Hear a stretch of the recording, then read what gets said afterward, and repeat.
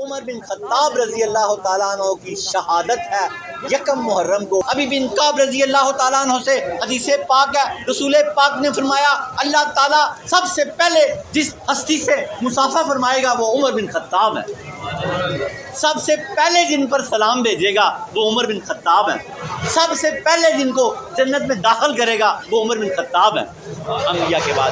پھر اللہ کے نبی نے فرمایا کوئی فرشتہ نہیں ہے آسمان پر ایسا جو عمر بن خطاب کی عزت نہ کرتا ہو، اور کوئی شیطان نہیں ہے دنیا میں ایسا جو ان سے ڈرتا نہ ہو۔ جو ڈرتے ہیں سمجھ لیں وہ شیطان ہے۔ حضور نے فرمایا جس گلی سے عمر بن خطاب گزر جائیں شیطان رستہ ہی بدل لیتا ہے، رستہ ہی بدل لیتا ہے۔ فرمایا میرے بعد کوئی نبی ہوتا تو عمر بن خطاب ہوتا۔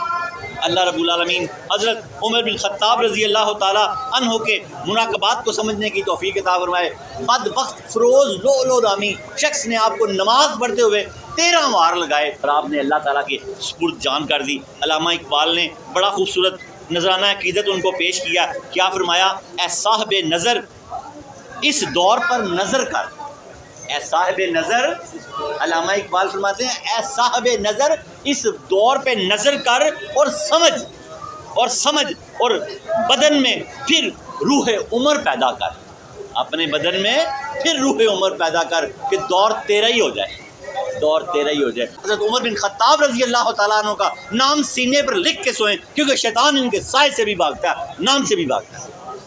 بڑا شاندار وظیفہ میں آپ کو دینے لگا ہوں، شر کا دور ہے۔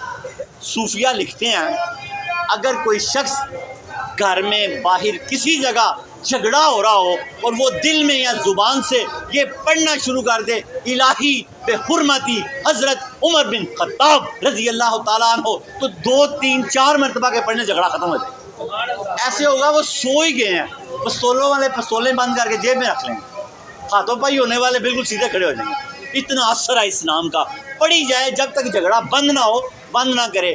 الہی بے حرمتی، الہی بے حرمتی حضرت عمر بن خطاب رضی اللہ تعالیٰ عنہ، اس کا ورد کرے 2 منٹ میں جھگڑے کا صفایا ہو جائے گا۔ گھر میں جھگڑا ہو، باہر بازار میں جہاں بھی جھگڑا ہو، اس کا ورد رکھے، یہ بہت بڑا وظیفہ ہے۔ 7 مرتبہ سورہ اخلاص پڑھ کے حضرت عمر بن خطاب کو تحفہ دے دیا کرے، ساری زندگی شیطان مردود اس کے قریب نہیں آئے گا۔